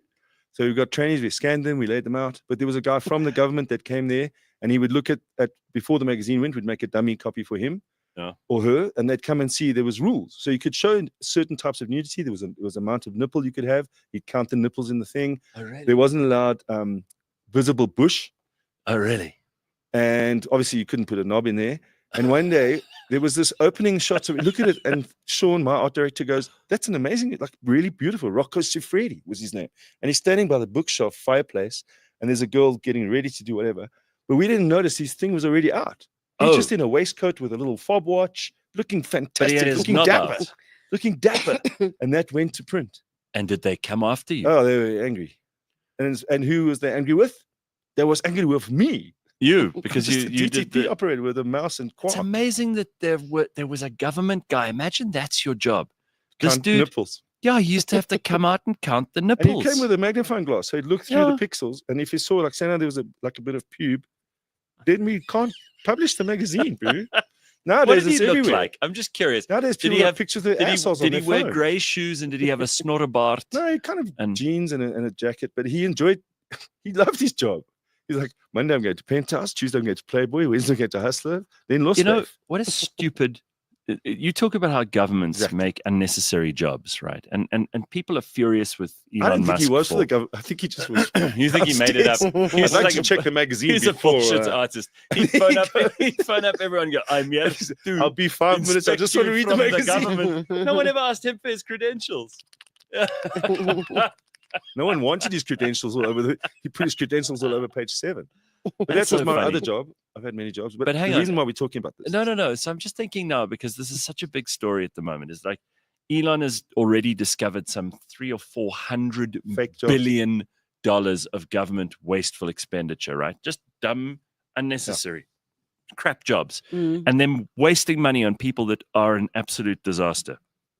And you think about like how stupid our old government used to be too. I mean, our new government's stupid too, but new, 30 years in, we're still calling them new. That government was so obsessed with morality. Yeah. You remember? And whose morality was it? You couldn't tell jokes about certain things. And also Mel Miller got arrested. A couple of comedians got arrested. Obviously, the progressive people got arrested as well. We literally died. But I mean, imagine like the government, they used to have a censor, a government censor. And he eventually became... Scratching Rodriguez records. He used to be the head of the Broadcasting Complaints Commission for a while, Professor Cobus van Rooyen. He was my law lecturer at university. And for a little while, I think it was 2 or 3 years, he was also the state censor. So he would have to go and listen to... So his whole day... Listen to Rocky Horror Picture Show. Was doing edgy shit, like listening to the Beatles in... No, but I mean, Peter Tosh was banned, Bob Marley was banned, all those things, obviously because of the Dacha references. But also they had struggle songs in there. Literally a song written about Johannesburg in the thing. That's right up till the 1980s, 89, 90. Scratching records at SABC. Yeah. So that you couldn't play them. And that made you want to play them even more. So every friend that came from overseas brought back. But you said just now, whose stuff. Morality? So they wanted to stop people in South Africa from reading books that were outlawed, that would give people dangerous ideas, right? So they wanted to ban that. Then they wanted to stop music that was revolutionary. And they wouldn't take the whole book away. They'd take that chapter out. So you'd be reading. You'd read it, and then it suddenly wouldn't make sense anymore. You know, I was reading the anarchist cookbook. A lot of the bombs don't work. Yeah, because they took out the pages in between. They took out page 7. I'm like, but the funny thing is, it didn't make people more moral. It didn't make people better. And yet they were the most, well, some of them. You know, not seeing Bush, for example. Most immoral with that island with the little boys that they were flying to there, or their own little parties that they had. There was definitely an underlying. Yeah, but there always is. Like, you know, what did Shakespeare when someone said? jumps up and down the most to stop something. I think it's Shakespeare in King Lear. He says the policeman... Make notes. Oh, God, no, I don't want to screw this up because it's such a beautiful quote. But it's something about how the policeman lashes the whore for the very reason that he wants her. Yes. There's this bizarre relationship between policemen and whores. No, but just check your between your own morality. Little cupboard. Have a look in your skeleton. Check out just the skeleton. They're normally for the same things that are in there. Right. Stop those things. Well, it's always people who are like on the edge of being really terrible people who want to tell everybody else what to do. Right. So like when I get home, I put my makeup back on, I get a brown desk, and I redo the show. And then I put like a skin mask on looking like Leigh-Ann. And then I put some lotion in the basket. I do that all at home. But here I'm very normal. I don't get up, but I'm moving. That's what I'm telling you. So where From are you my old place to my new place. So I found a new place which hasn't got a kitchen or a bathroom. And it's got wooden floors that got holes in, but it's got electricity. Dave, this is horrendous. Like, but the new tenant, the new landlord said, sand the floors, we'll put in a kitchen, we'll put in a bathroom. So they're actually nicer landlords. Oh, okay. But you've got electricity and they've got unlimited water because they've got tanks and a borehole. All these things that you get in Kailami. But when you talk about moving with Dr. Hanan, Hanan. Yeah, Hanan. Hanan. Where is he from? Hanan is a Hebrew He's such name. a handsome man. I'd love to just go to therapy and just sit there and tell me about things.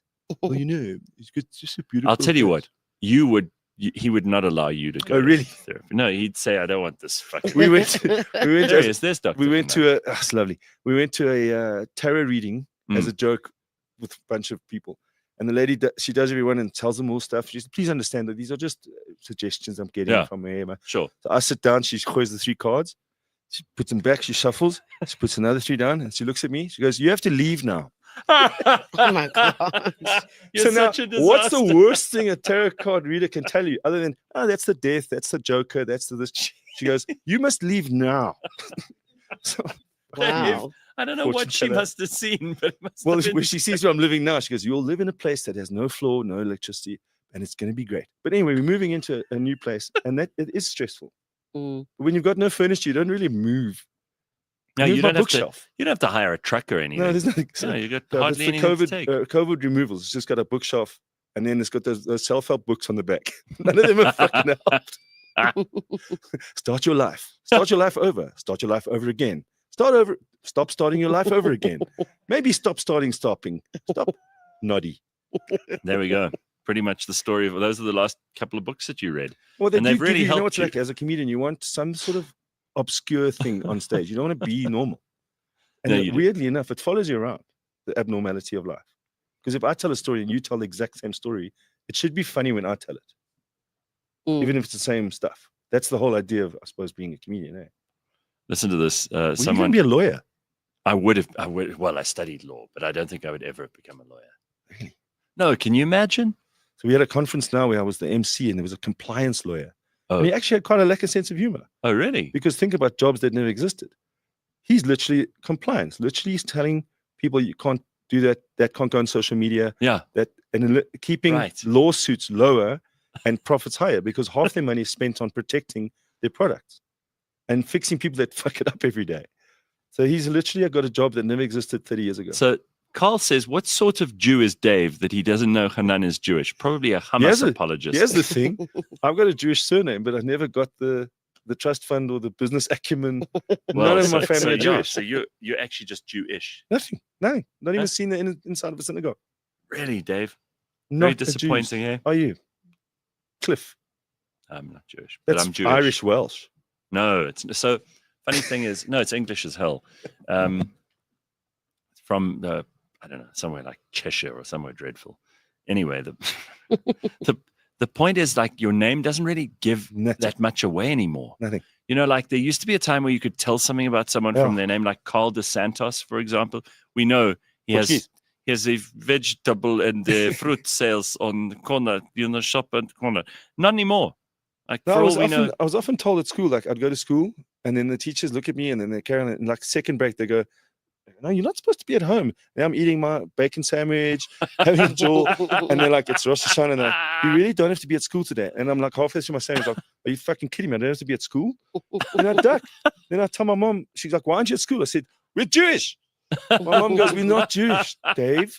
I'm like, but they told me to come home. No, you must think if you're 8 years old, how confused you are. You say your mom, I love the way but we live in Springs in a fucked up house. But we're not Jewish. So then she just said to me, well, you know what? If they think you're Jewish, take the day off. So then we have the calendar there. And then I'd say, can I tell them I'm also like Hindu? She goes, have a go. Take the whole year off. You know what? Your mom, I remember the last time we had a conversation. I'm writing a book. About her. Yeah, I know. But this is great because you remind me of 2 other comedians who talk about their mom. One of them, Doug Stanhope. And I mean, his mother was like, she was a proper she was a problem. Oh yeah. That's why he was such my mom is, she's fabulous, but it's what's called not a problem, not a hindrance, a menace. Is she a menace? Yeah. So She's had still a going. shitty life. She's still going. She's 80, but she had a bad life. Like talking about a war child. So whether they come to 1940s, 50s kids, 40s, sorry. Then their parents had either come back from the war or not gone to the war and been chastised for it, or just You couldn't win. Molested, either you got the PTSD from idiots. being in the war, or you were like That's the weird thing. The guys that stayed from the war made a nice house, looked at everything. When those guys came back, he said, "Hey, you wanker! I went out and killed stuff. And you banged my wife while I was away. Sorry, my bad." But those kids that were born, so my dad, my mom, there was a messed up life, man. So there's so much alcoholism in my family. Wow. Hey, Leigh-Ann. Yeah. 25,000 What did you spend yours on? Well, you guys, if there's alcohol, listen, alcoholism. I did dry January. Did you? For 3 days. I didn't know there was a limit. It's expensive. Target. Let me tell you something. It is expensive That's why to I've drink stopped. now. I've stopped drinking because it's too expensive. I thought about this over the weekend because, again, when you're with people, for me, drinking is a social thing. So I look at the prices, the stuff when I'm entertaining people, and I'll buy, but I don't buy for me. So I don't think, well, this is something I need. And if you look at the prices now, it's getting pretty much close to being preposterous and expensive beyond most people's reach. They're going to start making that shit in their back gardens like they did during COVID. Yeah, making pure that's ethanol. Quite interesting when you spoke about that, because I used to brew beer back in the day. Yes, I remember your beers. I've done many things. I think I've still got one of your beers somewhere. Don't open it. No, keep it. The thing with ethanol, okay, it's highly illegal, but there is no cure for that in terms of human beings. Your body starts processing it immediately because it's such a high. It goes into everywhere. So it goes veins, it goes skin, it goes nerves, it goes everywhere because your body's processing it. So it can do a certain amount. When you're breathing fumes, your lungs get so much stuff, but you can't do it if you've drunk 25 mils or 100 mils. No, there is no. You got to go to the doctor. You got to get IV drip. You've got to get something else into your body that the body starts going, okay, let's do this first instead of doing the ethanol. But you will die. Yeah, you go blind because it actually severs. Yeah. It severs your optic nerve, which is the old saying of blind drunk. Because the guys used to make. It's also just alcohol levels. If your yeast and everything starts trying each other, and sugars, they start raising the alcohol levels way too much. So with alcohol, you've got a little bobber. As soon as the sugars and then they're all right, you take out the sugar, so the yeast stops farting alcohol. So because the yeast is alive. Yeah. So you get to a level, and then you either cool it down or heat it up. So you kill the yeast or kill the sugar, one or the other. But if you're leaving it like in where we were buying in COVID, you can die because you don't know what those guys bought hand sanitizer and put vanilla flavor in it. Oh no, but proper alcoholics. I remember I interviewed somebody once, acetone, and she told me that she would spray hairspray into her mouth. Oh, goodness. Because she was so addicted to alcohol. So Vicks Mennonites used to have a level of something. They had codeine in it. Really? Yeah. Well, I mean, that's a whole other story, right? Is the 70s best years of my life. I saw this on X yesterday. I don't know whether it's true or not. Some 500,000 heroin addicts in South Africa. That's huge. I mean, mean, these are people I actually know a few. So we go from. It's not only heroin. We seem to think that alcohol is an acceptable addiction, right? It's more socially acceptable. When you think about people who it won't be forever. No, of course not. But when you think about people who do coke or anything like that, then you immediately think, well, they must be rich people. Yeah. So that's more acceptable as well, socially. You think about smoking. Obviously, smoking's been demonized in every possible way, but you still think of smoking as an acceptable one. Coffee, food, all of those are acceptable. Heroin, not. So if we have 500,000 heroin addicts in this country. Look to your left and look to your right. That's a lot. That's 1 in 3. But that's a lot of people. And I know people. And you wouldn't believe when you say this person with a job thing. So I would say, like, if I experimented with drugs, say now at 17 or 18, peer pressure vibes, maybe smoke a bit of weed, maybe it's naughty, you'll have a few drinks. You must skip a few steps to be injecting. Yeah, mainlining fucking heroin. But it's the most addictive thing. So if someone tells you, listen, that stuff or crack, it's highly addictive, and you still do it, that shows you how strong that stuff is. You can't mess with that. And these are people I have known and I'll tell you died. what, I just get scared even thinking. And Yeah. it's quick, eh? You're talking a couple of months and you don't recognize that person, then they're gone. And then you find you've out known later, people and you've known them. And then you find out later and you're like, but that's in the movies. That's in bands. That's rock stars that But die how do of they these get things. into it? Because remember, we Don't know. interviewed that one guy on the show not so long ago, and he was like a very successful businessman, and he Yes. went in for an operation It was his because back. he'd broken his back. Okay, so they're getting and then addicted he, to painkillers. what's So the big one? opiates, the painkillers, that's It's how not they fentanyl, start. It's the nice one that they give you when you properly Oh, in the pain. morphine. Yeah. Oof. yeah, that it's you can not get that. addicted It's And I can't that's remember. obviously an And if your opioid as body's well. got those receptors already, you pretty much you can't help it. Well, this is how some of the people who are not like injecting themselves in the street get into this, because it's they go to the hospital, they get pain relief. it's and latent. It's not. You didn't want to and they become become addicted to that. That was his whole story. So that's how it starts. That's why I don't have a medical aid. I do all my stuff That's at home. why. Huh? That's why you don't have a medical. That's why. There's a number of reasons. Well, I'm writing a book about my mom. Yes. My sister and I spoke, and I said, "Let's write a book because she's still alive. She's sharp as hell, and we can still get some info." And it isn't lack of stuff. Eh? Some of those things Hard. that she talks about are, especially with a lot of religion, and she went to a convent, and all these, these stories are there's abuse in there, physical, sexual abuse. All these things are there, and I'm like, this is in my family. I need to talk about this. So I'm writing a book. But does she want it? My crazy mom? No, she doesn't want it. She's the funniest person in the room who doesn't know that she's the funniest person, who doesn't want to be in the room, doesn't want to be there. We did a thing on SABC3 where they spoke to comedians. It was called Behind the Funny. Mm. And they said, can we get your mom or your dad? I'm looking at them like, okay.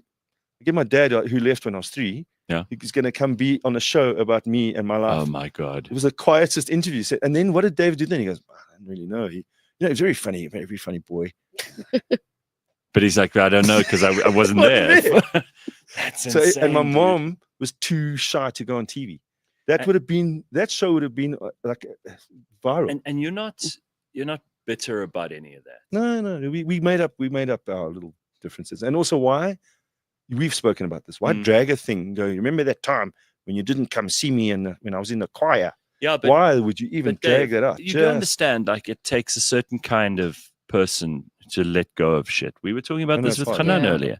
Like a lot of people they'll be bitter about their dad. We're not going into the therapy part of the comedy show. No. I think this is interesting for everybody. But they define themselves by it. Yeah, because so you know many that theory people about the baggage. If I put your problem there, Leigh-Ann's problem there, and my problem there, and I said you can each choose another person's hassles. You'll take your own, of course, and you'll drag it in the front devil of you know. Yeah. So we don't drag our baggage behind us. We put it in front. Have you ever met someone who goes, "I've just moved and I don't have electricity and I don't have a fridge and I owe 25,000 rand to my friend"?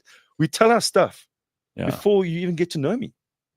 Well, that's also become, and I blame Oprah and Dr. Phil and to catch out all your goodness. It's become like cool for people to share all their shit up front, and very off-putting if you ask me. It's spectrum for me. I mean, on the show we talk about what's going on in our lives, but it is also, it's become the thing that people do. Leigh-Ann just said now. They use it as part of their identity, right? Their problems, like a TMI their thing. Pain. Yeah, no. I think because we live in an era where you're cancer encouraged, survivor, you're encouraged to share stuff from your life. This is how people bond. How they It became a thing on TikTok where having a nervous twitch became cool to have, which is shitty for the people who really have Tourette's or Twitch, where the kids were copying it to be cool. See, and then even my kids started doing it. I said, yeah, stop this. It's fun on TikTok. You're not doing it now when you're talking to me because you never had it before and you never will. But the sieve that goes through, I feel sorry for the ones that really have brain cancer or thing. Absolutely, because these people they're attention seeking. Like I don't go around telling people I'm a certified genius. No. I know. Trouble. You're very straight away. About that. It makes them uncomfortable. Or in another sense, makes them debunkable. But doesn't that tell you that people, they want to be special? People all want to be special. They don't want to be. They don't want to be lost in the crowd. The only time you want to be lost in the crowd is when you're at school and you need to fit in to survive. That sort of gangster mentality where you need a club or a crew. Yeah, well, and you want to be as inconspicuous as possible. And then slowly as you grow up, and I think it starts somewhere around 15, 16, you realize like the things that make me different are the things that make me interesting. That's why I love penguins. They all look the same. None of them trying to be special. There's no special penguin that's ever like made that, it out of the gang. They're just there. Who's that? That's Jeff. How do you know? Then, Jerry Seinfeld says men at a wedding, there's not even the groom's just a groom. The best man's next to him, and they're both in a tuxedo. Yeah. Because if something goes wrong, you can replace him. Yeah. With another man. Right. Yeah. And you wouldn't even know. Wouldn't even know. That's the actual Just tradition behind it. Be at the wedding. Yeah. Someone in a suit. The woman. I went to a wedding in Cape Town. Listen to this. You'll love this story since you brought up the dress code. And everybody was wearing black tie. So black bow ties. Everyone it was the first wedding I've been to in a long time where like people actually followed the dress code. So all the guys were wearing black bow ties, jackets. Look good.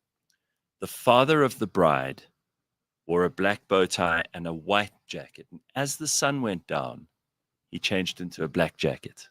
I was like, shit, that's good. But is that the rule? That's what you're meant to do. Wow. So he's Austrian. And I said to him, I noticed that you were wearing a white jacket and then the sun went down and you changed into a black jacket. He's like, most people, they would not have seen this. Did you ever go to like one of those golf club things where it's really traditional, where they have the chairman and the secretary and the people speak and they sing the national anthem, they have a toast to the president. Yeah. And then there literally is the master of ceremonies is he's above everyone. Mm-hmm. Tells you when to take a jacket off. Yes. And ladies must stand outside while the men come in. Yes. The ladies have a sherry and you like, it's 2025, bro. You So- hired a comedian at your golf day. So what most South Africans will say is the lounge is the withdrawing room, Yes. which I withdraw after 3 strokes. the women would go into the withdrawing room after dinner, For a and the light men sherry. would go and have cigars or they'd And smoke. piss in a Yeah. pot. Well, I don't So know about now- piss in a pot. You know what's weird is we're doing all these retro things. We're actually going back to those things where Yeah. people I don't and it's not and women aren't caring about it. They're like, go smoke with your friends. Yes, Go exactly. play poker. Go Yeah. be with your Because there was a boyfriends. reason that they did that before. to get away from them. No, it wasn't to get away from because women want to talk about different things to men. Yes. And the last thing, I mean, you've already been forced to sit next to someone at dinner Right, who you wedding. might not want to talk to. Now you want to be with your friends, the actual reason that you're at the party, and you want to talk to them about So they didn't like other the stuff. barrier to entry with a lot of business was done in those rooms. You know, Yeah. with your Rockefellers and Rothschilds. Sure. And so there was a massive barrier to entry in terms of business. That's the only thing that's changed. Like I want to be in that room because that's where they're buying Pepcore shares. That's where the money is. I don't be making a salad in the kitchen with the girls. But I do have. My grandfather died. He gave me a smoking jacket Oh, yeah? because he What, one of smoked those a lot. velvet All of his ones? jackets were smoking jackets. Oh, He smoked Texan plain. Wow. that's a hardcore. He had a That's yellow stain here. on his tooth. Because it's paper, he just used to stick it there, and then he'd talk to you, and this little cigarette would be waving like this the whole time. And then when that was finished, then he put another one there. He didn't not smoke ever. It was always Wow. there. But again, people want to be special. I don't think mo- he wants and- to. He just loved nicotine. No, but the guy also obviously had character. You wouldn't have remembered I him know, if you exactly. didn't. Exactly. And same goes for your mum. And the point I was trying to make there is that Stand out. we don't want to be the same as people will say they do, but they actually really want to be thought What of about as copying like, eccentric a and weird, like your superstar? mum. Your mum is eccentric and weird. but doesn't know it? Yes, but those are the most awesome people.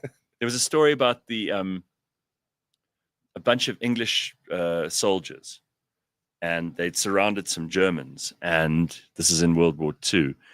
And then they decided, all right, well, what we'll do is the Germans want to surrender. So the Germans sent over someone as a representative to surrender. And the English chose their most eccentric guy. Oh. And, there are a lot of those For sure. very, very eccentric Englishmen. So he went over and he carried an umbrella everywhere he went. It's a pipe. Right. And there was no need for an umbrella, but he went over with his umbrella anyway. And these Germans were like, what the fuck's going on here? And he said to them, we want to surrender. And so this eccentric Englishman went, I didn't think about it because I don't know how we're going to feed all you chaps. And then the Germans just looked at this and thought, this guy's fucking crazy. They turned around and walked away and carried on shooting. So there is a theory about that as well. So the crazy people are the scariest. So if you are at an ATM, like freak out and shout at the ATM and say a poem and then spit in the air and catch it No one will come near you. Draw as much money as you want, and then they'll just leave you alone because we naturally, I suppose it's a survival caveman thing. Like, leave that man alone. He's mad. Yeah, You don't want to get any mad on you. It's a thing that women are doing now as well, where they're being followed by someone and they turn around and act. I noticed that I was following crazy. someone the other night, and they started. They started doing like the haka in front of you. What are your hobbies? I like taking long walks. What are your hobbies? I stalk. Oh, really? I like long walks. I know. No. Why do we also follow a celebrity? So you say we want to be ourselves and be different and like wear yellow shoes. But when Yeezy or someone famous brings out a pair of shoes, we go and buy them. Yeah. So we can't resist being followers, and yet we want to be individuals. Yeah, but there's a conflict there. There's a tension between the two. So I think I would like to believe that the more comfortable you get in your skin and the more content you are with yourself, and you're a very... So the less you're influenced by Yeezy. Yeah, the less likely you are to be caught up in a trend, right? Takes a long time. And the more likely you are to eventually become very eccentric. So I love the idea of becoming a very, very weird old man. Like, so you know what's weird is that these, you would say you would put these on as a fancy dress. These are in my cupboard next to my other shoes. No, but you are a bit... like a little bit of crazy goes a long way. And I do think that it keeps things interesting. I would rather be stuck on a desert island with 5 fucking Uncle Ottos, like from With Nell and I. Weird people and crazy, slightly crazy, not like fucking murderously crazy, but slightly crazy people than 5 totally sober, sane, dependable, competent, ordinary people. That I would watch that. Yeah. That Survivor should be like that. Like that proper, would be fun. Certified, almost certified on this craziness. Like, and then survive. Yeah, but those are the people they put in these things. They are. They test them and they put them on the edge. They're on the cusp. And also then eccentrics don't say no.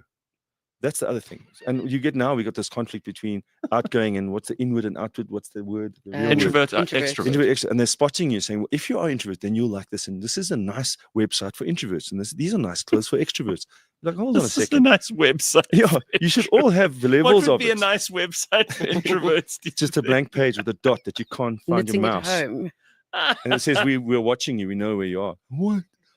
So we all should have a little bit of that as safety. Like, I'm an introvert when I can check, this isn't my vibe. And then they'll go, geez, Dave, you're very quiet at this party. I'm like, yeah, I'm not digging this. Except doing snorting coke or whatever. Then I'm introvert. Then when I'm in charge, then I'm supposed to be an extrovert. Dave, we're all both. Yeah. Everybody's both. Exactly. Even the most unsociable, antisocial, quiet, reserved person in the right situation becomes an extrovert. You just explained your situation too. Everybody's a bit of both. Now they call you an ambivert. No, because we have to have a name for it, and it has to be associated with some sort of mental health condition, right? The naming of things has become out of control. My kid names some stuff, and he goes, "I have social anxiety, Dad. I don't know how you stand up in front of people at a golf day." I'm like, I have social anxiety, but also like to pay my rent. So of course I'm nervous at a golf day when there's a whole bunch of drunk Dutchmen, or if I'm at a conference I have to make people from every single walk of life have one joke in common that we're all going to laugh at. Of course, it's massive social anxiety, but it's gone. Have you seen my invoice? Have you seen the Beast games?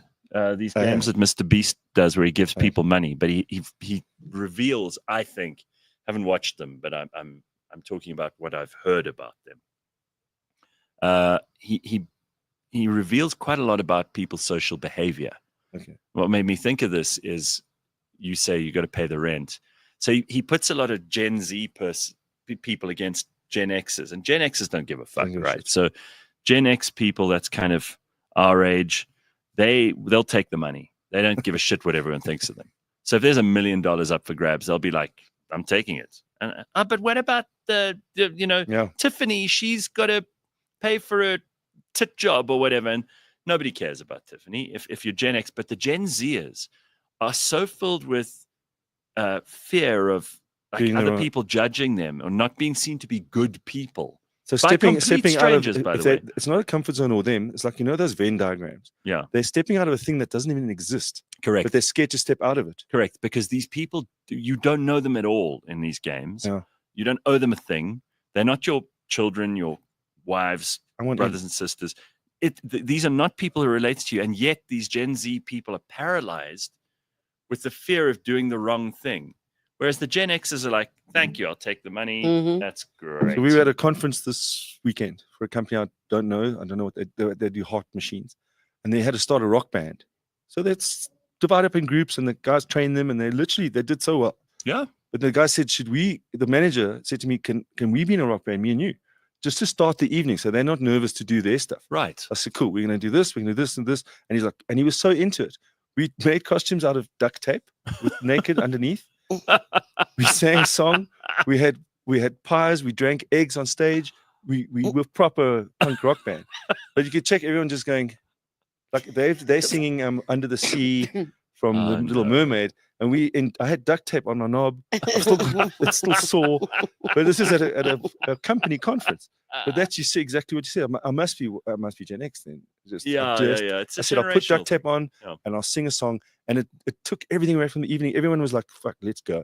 But the irony is that Gen X people are not the ones who are like selling nudes on OnlyFans, right? So there's social anxiety. And yet, but online, it's a different story. I've got it OnlyFans account. No one's fanning. What were you gonna? No, what is it called if you're OnlyFans but you have no fans? It's just called Only. I've got an Only account. It's like that shirt with all of the fans on it. OnlyFans. You know, like the fans that blow I like air. all the jokes. I had a doctor in his waiting room who had only ferns. I had a fish website with only fins. I'm not gonna. So I don't know what people like anymore. I refuse to laugh. So do we like feet, ankles? Yeah. So knees? Nina Hasty was going to do an only feet, Well, which is apparently a thing. This always comes up whenever people. I've never understood the foot fetish. Apparently, what happens is, if you're a young guy and you, like your first, I don't know, the first woman that you see who like switches on the hormones or whatever. If she's wearing like sexy shoes, and that's the first thing of it's imprinted that you see, it imprints. It's like when those ducks see the first thing, they correct, yeah. and they're like, that's the mom. Forever. That's oh, the no, mom. I just realized what mine is now. What is yours? Nothing. No, go on. You sounded like you were going to tell us something truly revealing. Yeah. No, so that's because I've always wondered, why would you have the foot fetish, and that's apparently why. So these guys, at a very impressionable age, something switches on, and they're like, "Doom," Now I'm like always into. So how does that explain German people taking a shit on each other? Oh no, but Germans. No that is why I changed my jacket. There's no accounting for Germans. No, the funny thing with all of those like kinks and things is that the Gen Zers are way more open about that stuff, but they're not as open about like dressing like a rock star. Weird. In the real world, they don't want to embarrass themselves, but on the online, go for it. In the online world, they're not afraid. That is their whole thing. They grew up online, so online was almost like an extension of their lives, your personality that exists online. Where I don't know how old you are, but I also I don't want anyone to know what I do online. I hate Instagram where I have to post, I was at a function, I wore yellow shoes on Gareth Cliff show. They're like, Queen. It's maybe too private, or is that our thing? I don't know whether it's generational only, but I do think that if you've grown up with this around you all the time. It can exist in two places. Yeah, I mean, Leigh-Ann was saying this morning her phone battery died, so she picked up a book. It's like, wow. And then what did you try and get the book into the phone? Yeah. My phone battery died. I always carry a dynamo with me. It's attached to my bicycle. So if you ever see me riding a bicycle, it's because my battery or my phone's flat. That's why I did the 94.1. But the idea of having James doesn't know what any of this is about. He's like, what? You never had phones? No. What book was it, Leigh-Ann? The fact is, like, we're actually among the few. Our generation is the last generation that will know what it was like to live in a world without being surrounded by technology. You had to be very attentive on a cricket phone because I couldn't see you, and I need to listen to your story to reply. Yes, absolutely. So that's part of it. I mean, now. And by the way, I don't know how you guys feel about this, but I noticed these WhatsApp video notes are now becoming a thing. You know where someone sends you a video note Yeah, instead of a voice Instead note. of a voice note? If it's for business, Is like it just for a of their gig, face? Yeah. I need the dates and the times. I don't need to know a whole story. So I've got a gig, a golf day on the 7th of Jan. Come there, Right. be there at 6. But they say it in a voice note. So now I'm listening to the voice note and I'm left-handed, holding the phone with my left hand, writing with my right hand. You comfortable? I'm not really, hey. Look, he's got his fucking feet. And we were talking about this just the other day. There was a kid at the gym. And look, we don't eat off this table, so maybe it's we'll relax the Leigh-Ann, No, Leigh-Ann, go for it. did you get these at Tacky Town? Now go, Leigh-Ann. Yeah, Pop your feet. There we go. Everybody I get only nice and just relaxed. reached. You know what's nice? Leigh-Ann, you don't reach the The one's kind of falling off. You sounded taller on All right, radio well- back in the day. So I was talking about how it really bugs me that people put their feet on tables. Okay. No, but you weren't talking about this before. No, I was. I was talking about You know it what last I've week. realized? I could have done it on the sides a where kid- no germs get. There's a kid at the gym the other day, and it's in the restaurant at the entrance to the gym, and he's got his feet up like you did just now, but his feet, not his shoes, Oh, Oh. actual toes. is His dirty gross, feet. like post On the gym At the Kauai table. Yeah. on the table. No. Until the waiter had to come over and say to him, "Listen, dude, How old? do you mind?" 14, 15? No, he must. I don't know, maybe 18, 19. Just there's a Yes. whole lot of gym etiquette that is not followed. Why do people? It's weird. Why do people? and like they you do said, the you head literally shaving, change. They You do the change head who you are shaving at because the you feel that basins. they owe you. Because I'm paying 700 Rand a month. I will shave my head in this basin. It's- I will but- cream my balls while I'm So there talking was a about the rugby. There was a guy who disgusting. was. Ugh, there's so many gross. They don't flush the things. toilets. They don't. It's like this. You owe me this space. I will going to be a pig now while I'm here because I'm paying you 800 Rand to come here every week. Well, it's also because they probably live very, very badly in their own houses. I don't have as a well. bathroom at home. I'm not joining the gym. But where do you shave? Well, I shave mostly my face. Gareth, where do most women have curly hair? In Africa. In Africa. This is a joke. There's that joke, eh? Everywhere you look. I actually put my feet on your table because I've got a cramp in my leg. Have you? It's gone now. Okay. Just get you some heroin and you'll be fine. Do you ever feel the need to like correct other people's manners? Oh, all the time. Do you? Mm. Is that a generational thing? I think it might be, hey. So I grew up with a very strict granny. Mm. We grew up with my granny because my mom was in the funny farm Yes. and very strict. Afrikaans, but English, but grew up in Montague. Feet on the table, sit up straight, Oh yeah. eat with your knife and fork. No watching TV during the No day. watching TV, listen to Tracy Dark and the Men from the Ministry and all that fucking squad cars. And in bed at 8, half a cup of coffee, so you don't wet the bed. Wow. Wipe your She bum had with rules. wet wipes. She had rules, huh? Yes. And then her husband smoked Texan Plain. Oh, he's the one who did the stain. We had to all 5, 7, 18 of us had to bath it together. And then grandpa's there. The reason why he said, Like I'll a bath the soup. kids. You know why? Because he could smoke in the bathroom with the kids. Oh wow. my They bath word. myself, Alan, my cousin, and Graham. We're now in the bath and we lighties. We're like 4 and 5 and 7. And he says, he has a soap, he has a thing, and then he stood in the corner there smoking. But now we're in a closed room with Oh my god. vapor, You're hotboxing. basically being with hotboxed grandpa. by your And grandfather. then Texan the guy's like, Plains. Levy, are you smoking in there? He's like, no. And he swallows a cigarette No. or drops in the bath. Oh my god. I'm That's surprised that horrible. we're not all addicted to nicotine in some Yeah. way. It would have been like a patch. Unbelievable. Now you want to know why I hate smoking. I cannot Yeah. stand it. And you don't smoke. No, I had enough as a 5-year-old kid That's basking exactly. with my grandfather. I have. My I have, nicotine levels were very high. Yeah, I have no love for Are you smoke. smoking?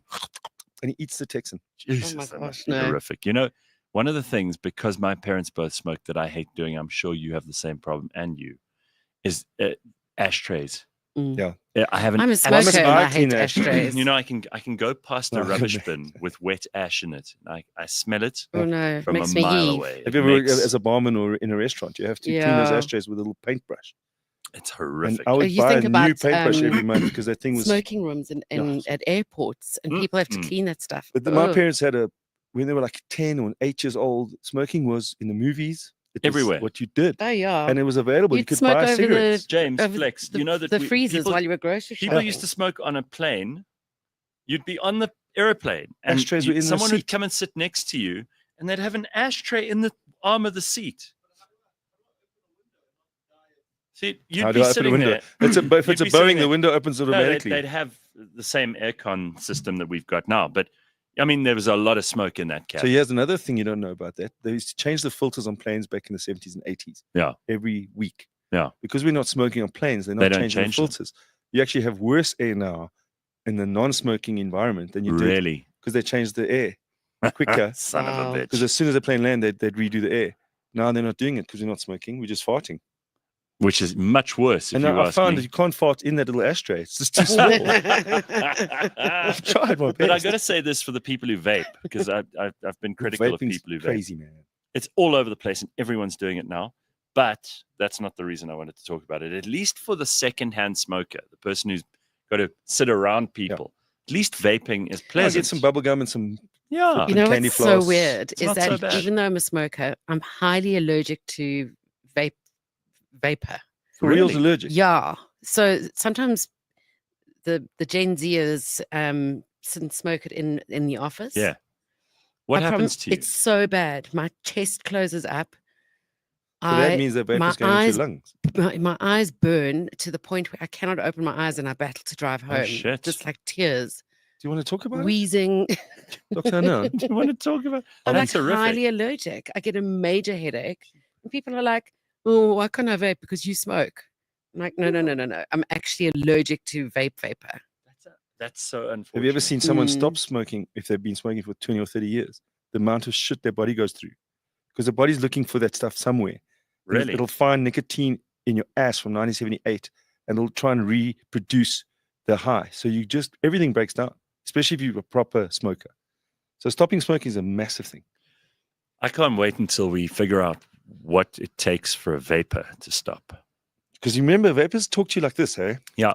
How's it- All how's the it doing time, like that? dude. So you Yeah. way more. Mm-hmm. And the kids, man, and they're so clever. The marketing's too good. You can't mess with BAT marketing versus Cliff Central marketing. And you've got all Cliff these, Central marketing and department. you've got all the flavors, and you've got all the can't colors. mess with that. I mean, I walked Yeah. into a shop at New Year. Look I how big that decided- shop is in terms of rent. Huge, man.